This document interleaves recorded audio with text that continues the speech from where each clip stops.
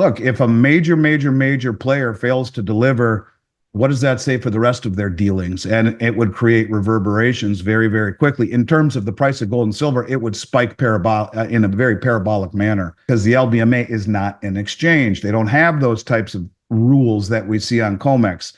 But if you see the Comex stop allowing delivery because of something like that, I mean, everything goes haywire in a matter of moments. And this is why Western vaults are being drained, if you like, of any liquidity. Every time gold rises, there's someone in the West who thinks, oh, I ought to take profits at the Chinese or the Russians or whoever say, thank you very much. It's a fair bet that we're looking at something which is, I think, likely to be the early indications of a crisis in the market.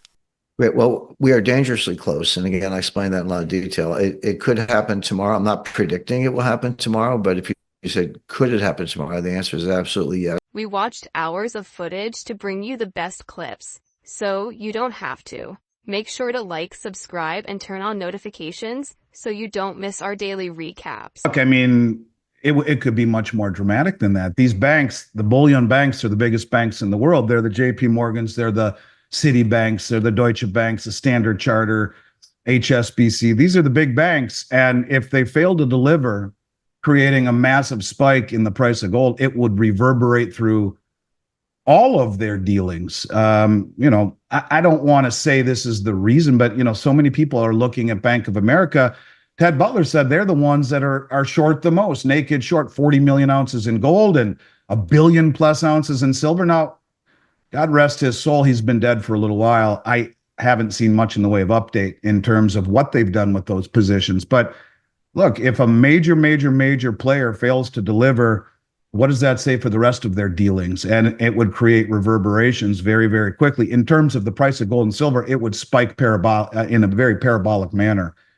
So I don't know. I mean, these are uncharted waters. And this is what happens when you mess around with Mother Nature and you suppress interest rates and you suppress prices that are diametrically opposed with half of the world's GDP, over half of the world's population, countries that are wise to the game and realize that a new system will be one that will be pegged to something like commodities. And this is the only reason they're not bitching, because they're the ones that are benefiting from our stupidity. What it will really do is put the West behind the 8 ball. And I think by that time, maybe, long before that happens, the Comex would enact force majeure. Now, that it's not going to happen that way on the LBMA, because the LBMA is not an exchange. They don't have those types of rules that we see on Comex. But if you see the Comex stop allowing delivery because of something like that, I mean, everything goes haywire in a matter of moments. So I don't know how to answer that question other than to say it's kind of on a razor's edge. But I think the point of metal reacts this way, the markets are reacting this way to just a simple suggestion of a change in policy or any type of geopolitical event. You tell me, how fast would it spiral in the world we live in now? I think it would happen very quickly, and it would. Close calls recently, including the Silicon Valley Bank, Credit Suisse, successive bank panics in the spring of 2023. And of course, we all know what happened and that was partly driven by AI, because by then AI was very much in place. So we've had our warnings, and we're very close, and it could happen tomorrow. In terms of what you can do about it, you have to have part of your portfolio outside the digital realm. If the digital realm is automated, affected with AI, subject to all the processes we've been talking about, how do you dodge that bullet? Again, you can use cybernetics or whatever, but that's up to the governments and the regulators.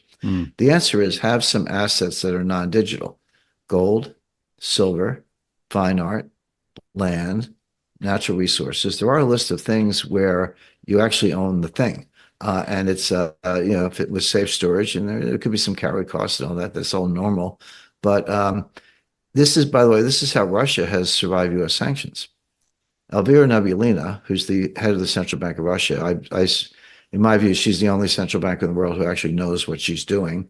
But over 10 years, and I warned the Pentagon about this in 2009, over 10 years, she put 25% of the Russian reserves in gold, physical bullion in safe storage inside Russia. And so when the U.S. froze the Russian assets, the U.S. froze about $300 billion of U.S. Treasury securities lawfully purchased by Russia, held in digital custody in Euroclear in Brussels. Most of them, or 2/3 of them anyway. Those have been frozen, and the U.S. is now in the process of stealing them to finance loans to Ukraine. Again, big topic. We'll leave that for another day. But the reason Russia is not wiped out, the reason the Russian economy is actually outperforming the U.S. economy right now is partly because she put 25% of the assets in solid gold. And by the way, and as you know, you're an expert, the price of gold has doubled. Well, it's up 70% in the past 2 years and doubled in a slightly longer time frame. Russia has made as much money on the gold on a mark-to-market basis as they've suffered losses in the treasury securities, because they've made over $50 billion of mark-to-market profits on their gold. But the point is, it's digital, so the U.S. can't touch it, can't freeze it, can't interdict it, et cetera. And those assets are good, and it's money good. So I recommend people have gold in their portfolios. I recommend 10%. Seasoned to taste. If you want more, that's fine. But 10% in a meltdown scenario of the kind I warn about in the book, you'll be fine. In fact, the dollar price of gold will probably soar, because people will be flocking to gold. But for the people who got in early, they'll do fine. In the continuation of the show, Alasdair Macleod sheds light on the BRICS master plan and what it means for gold and silver prices moving forward. But first, let's take a look at the most relevant headline for the day. Gold price faces strong headwinds ahead of Federal Reserve meeting. After testing resistance at $2,700 at the start of the week, gold is once again on the back foot as stubborn inflation takes its toll on expectations surrounding the Federal Reserve's easing cycle. The precious metal received a much-needed boost earlier this week as investors reacted to news that China's central bank resumed buying gold. After a 6-month break, data from the People's Bank of China showed it purchased 5 tons of gold in November. According to many analysts, the data underscores China's significant role in the gold market and highlights healthy central bank demand heading into 2018-2025. However, the precious metal continues to face near-term volatility as attention now shifts to the Federal Reserve's monetary policy meeting next week. According to the CME Fed Watch tool, markets have fully priced in a 25 basis point rate cut following the Fed's final meeting of 2024. There is growing uncertainty regarding the duration of the current easing cycle in the new year. The gold market began selling off this week after the U.S. Labor Department reported that its headline producer price index rose 0.4% in November, following October's unrevised 0.3% reading. Over the last 12 months, headline wholesale inflation increased by 3.0%. Well above the consensus of 2.5% and October's upwardly revised 2.6% reading. The rise in wholesale inflation suggests that the threat to consumer prices remains elevated, which some economists say will discourage the U.S. central bank from raising interest rates. In its outlook earlier this week, analysts at Wells Fargo said they expect only one rate cut next year. Similarly, Bank of America recently the central banks are continuing to buy. Basically, physical gold is bid only. Not only in central banks, but also sovereign wealth funds in Asia and all the rest of it. And also, quite a lot of the super rich in Asia are accumulating gold. And this is in sharp contrast to the West, where we just sort of shrug our shoulders and say, well, why are they doing it? We are completely clueless about what's going on in the bullion markets. But as far as as far as the East is concerned, they see an increasing need to protect their currencies against an inevitable crisis in the West. And that crisis takes the form of unsustainable government debt, which is leading all G7 countries, with the exception of Germany, into a debt trap. The debt trap comes from two ways. I mean, it's not just the mounting debt. And we had extraordinary deficits for the first 2 months of the US fiscal year. I mean, what, 625 billion or something? I mean, it's just going up and up and up and up and up. As far as the foreigners are concerned, they see this and they see that there is absolutely no reason why they should buy US dollars and treasury debt at anything like these yields. And the problem is that if they hold off and they want even higher yields, it just makes the whole situation even worse. So what do? You get out of dollars. And to get out of dollars, I mean, you don't want to go into another currency because, the dollar is the king rat of currencies, as it were. You're going to go into gold, which is real money, and they understand it's real money. And that's what we've lost sight of in the West. And this is why Western vaults are being drained, if you like, of any liquidity. Every time gold rises, there's someone in the West who thinks, I ought to take profits. At the Chinese or the Russians or whoever say, thank you very much. So that's basically what's going on. It's the other thing that's extraordinary, which I think I should mention, is the amount of gold and silver that's being stood for delivery on Comex. I mean, this is a market which, the whole concept of delivery on Comex wasn't that anybody should actually take delivery, but it was literally to tie an expiring futures contract to the underlying metal price. And but I was totting up the figures. I mean, since Thanksgiving, which is 9 sessions ago, 56.46 tons of gold have been stood for delivery, and 1,240.4 tons of silver. I mean, these are huge amounts. Now, we don't know who's actually taking this. Some of it, I guess, is remaining within the Comex's vaulting system.